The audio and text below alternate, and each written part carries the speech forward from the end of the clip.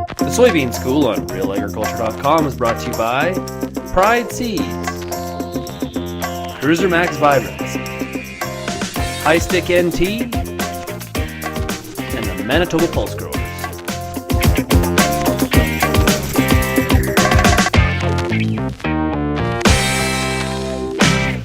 Okay, RealAgriculture.com is here with Harry Davies, District Manager with Becker Underwood. We are talking soybean inoculants. Why do I need to inoculate my soybeans? Well, when you consider that a 40 bushel crop of soybeans approximately needs 200 pounds of nitrogen, and when you consider the fact that 75% of that nitrogen is going to come from your inoculant, at the prices of current day nitrogen of over 60 cents a pound, it's probably the best return on investment for your grower for his farm. Now, they come in, just like for any other pulse product, they come in different forms. A lot of questions about, is there one that's superior, or what are the trade-offs for the different inoculants?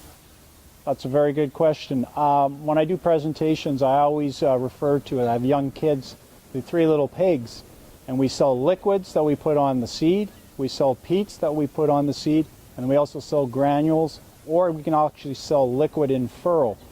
When I refer to the three little pigs, your straw house is your liquid inoculant. It is the least stable of inoculants in the marketplace. It's how it's formulated. It's not that it's a bad product, you just have to get it in the ground rather quickly. Then our wood house is our peat inoculant. It's applied to the seed as well. And then if you want the most durable inoculant there that's going to offer you the longest level of activity within the soil, that's your granular inoculant. That's our brick house. It can handle all kinds of adverse weather as compared to a liquid, and it's durable in the soil for long periods of time. And now there's a lot of discussion about doubling up on different types. So is there a significant advantage to doing that? Is that necessary? And if so, if you're going to use two products, do you do a full rate of both? Another good question, Lindsay. What we've found over the last 10 or 12 years as soybeans have grown in the province of Manitoba to hopefully 1 million acres this year is that growers are still seeing anywhere from probably a 2 to 4 bushel per acre yield response by dual inoculating their soybeans. And when I mean dual inoculating, I mean using two of those different formulations. I don't mean using a double rate of liquid.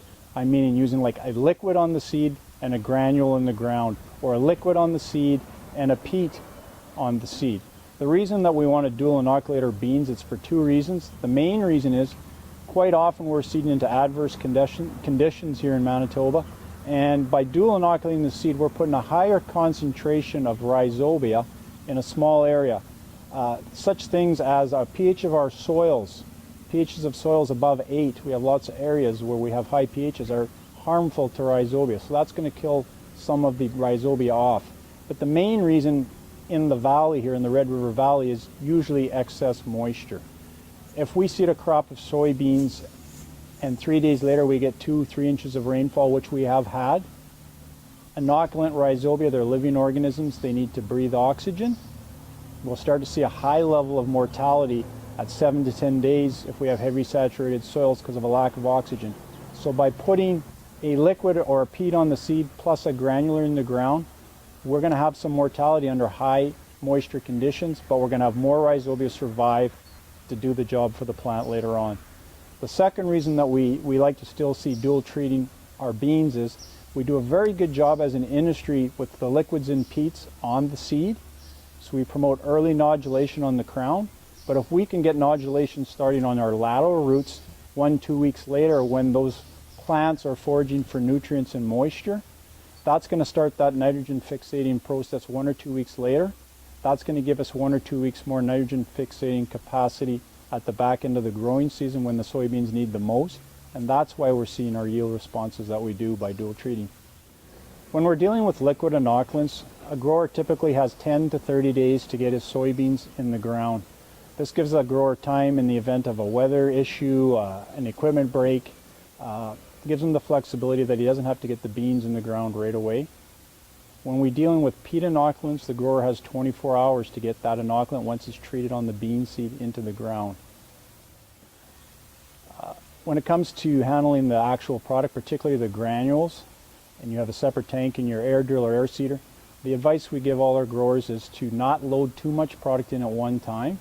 If at all possible, make sure you drain your tank every night, if that's possible. In the event that it rains, we've had issues where it can bridge, but the less product you put in your tank, the less likelihood that's going to happen. And as well, one of the other concerns is when you put a lot of product in your tank, you're getting, as your air seeder is going up and down the fields, you're getting compaction, and we don't want that because that can cause bridging issues.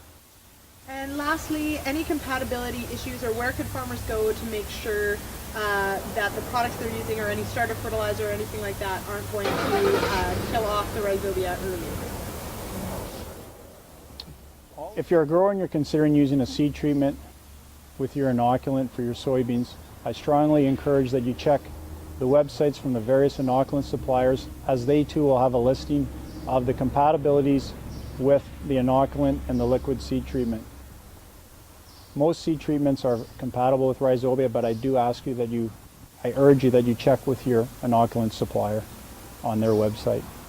Perfect. Thanks so much, Harry. Thank you.